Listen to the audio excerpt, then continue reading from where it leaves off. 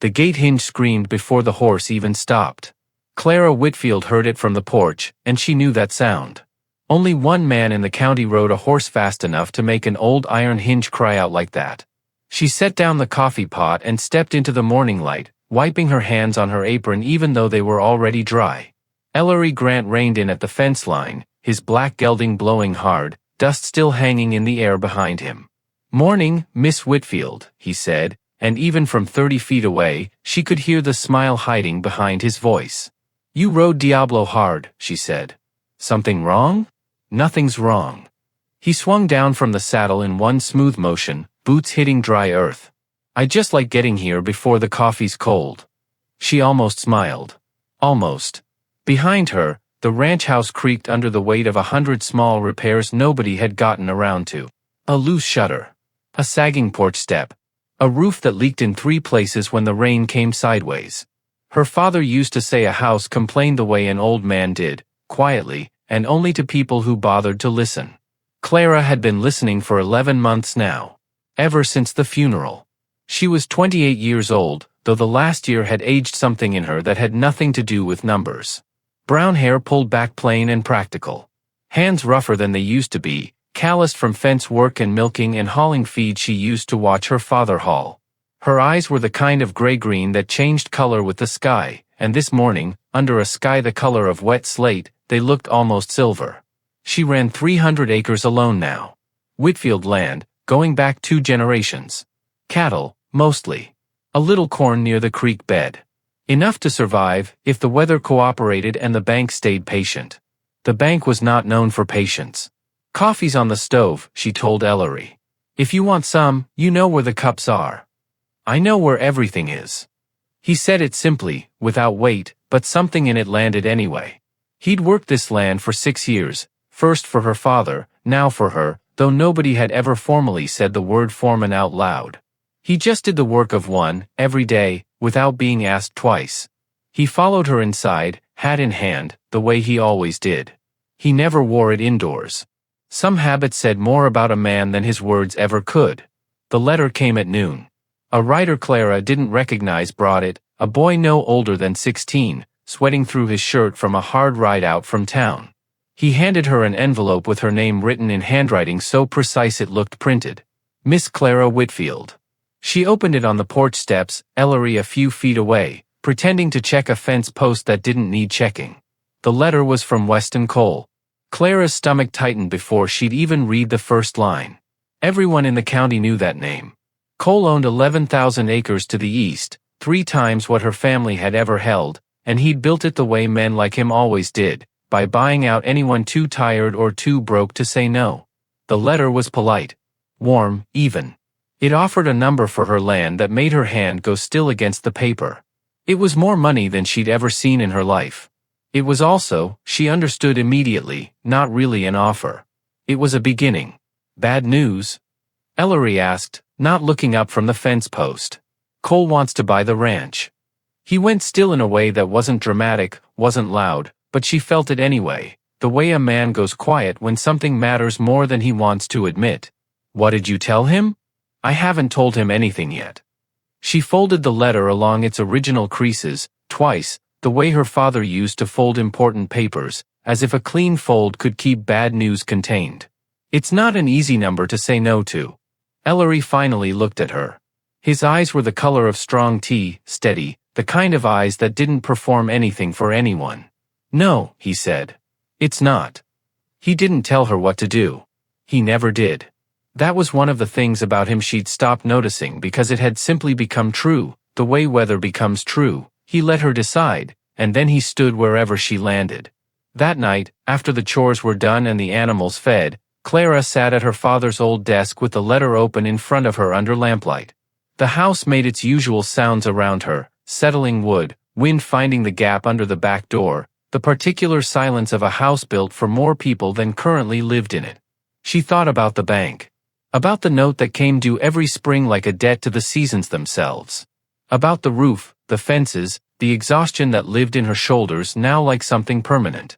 She thought about her father, 6 months in the ground, and what he would have said about a stranger's money solving a problem that felt, more and more, like it belonged to her alone. And she thought, though she tried not to, about Ellery Grant standing at the fence line that morning, going quiet at exactly the moment quiet mattered most. A knock came at the door. Soft. Careful. She wasn't expecting anyone. She opened it to find Ellery standing on the porch, hat in his hands, lantern light catching the dust still on his shirt from the day's work.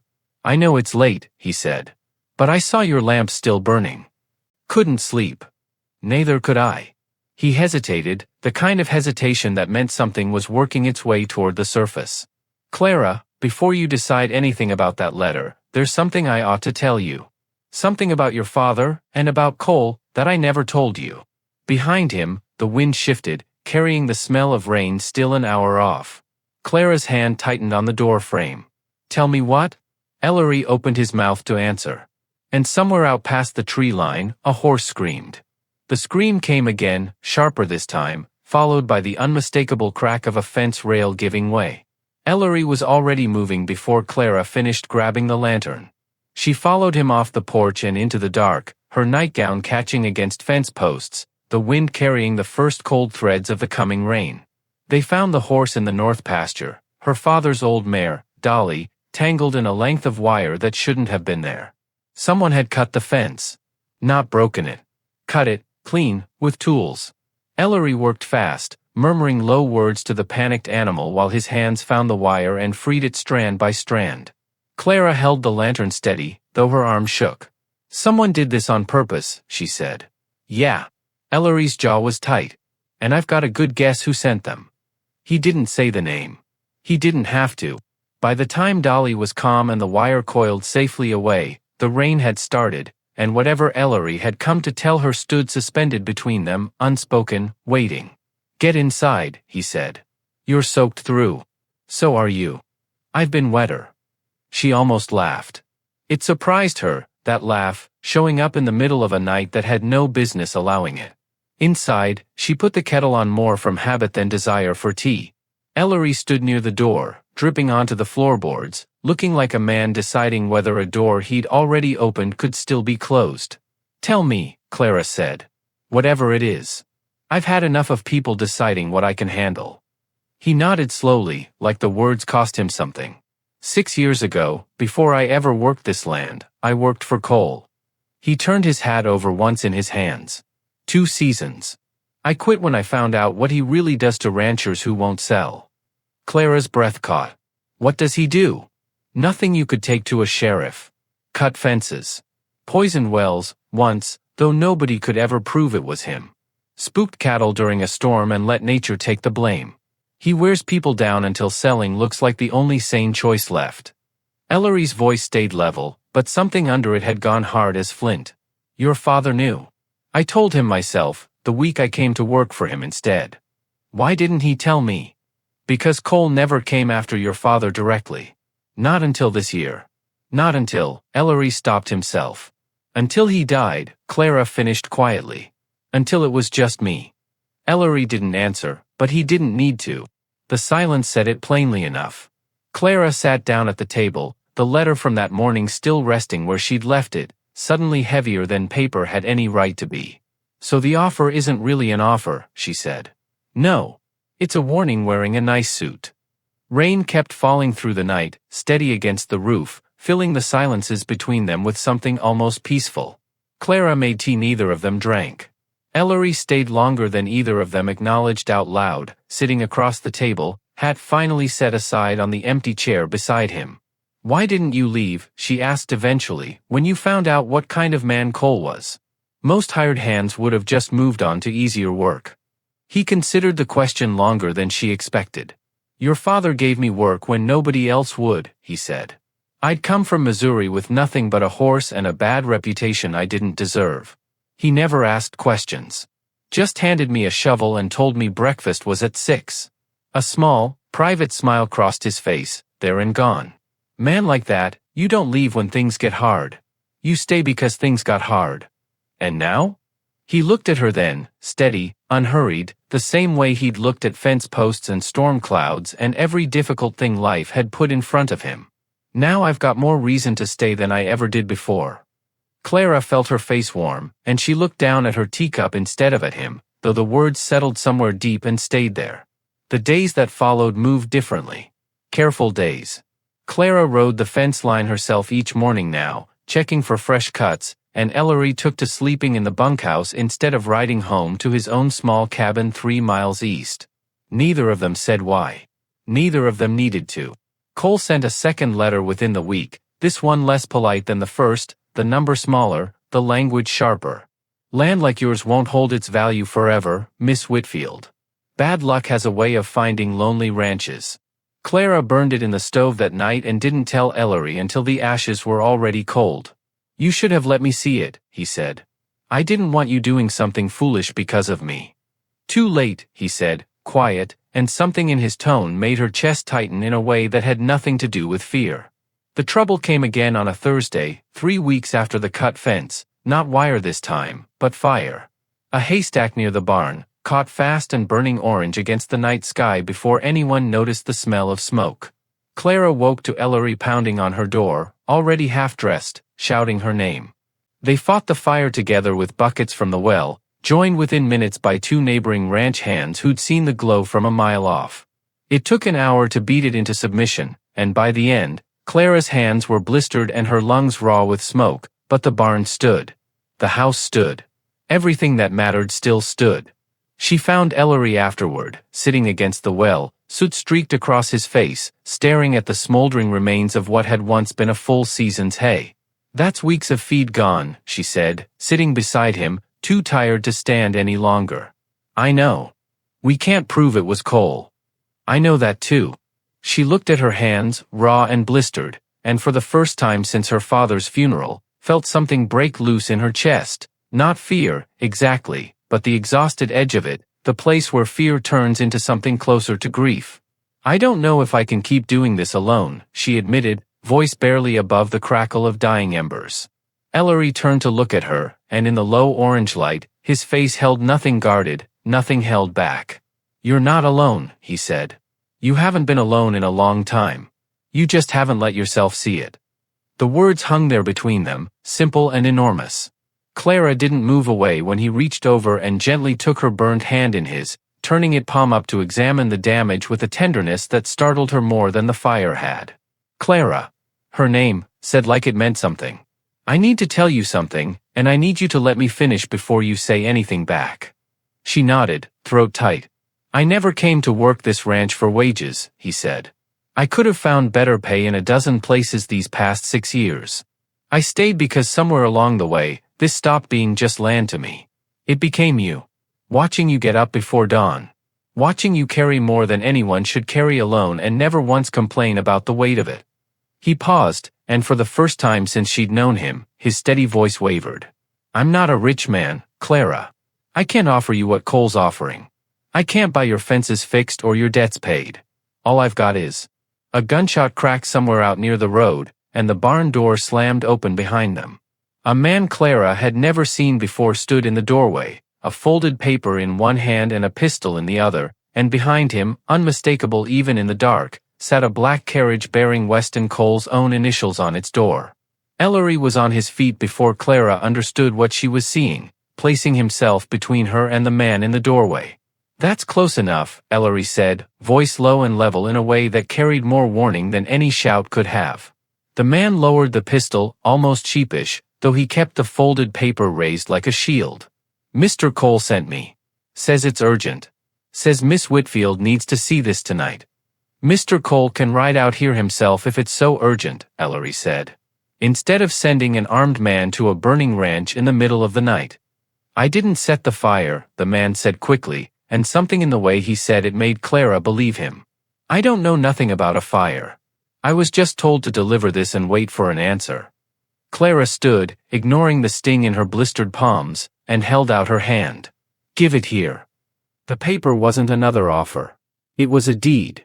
Her family's original land deed, the one her father had supposedly lost 11 months before he died, lost in a house fire at the county records office that everyone had called an accident. Attached to it was a note in Cole's precise handwriting. I have held this since your father's passing. I would hate for anyone to learn how it came into my possession.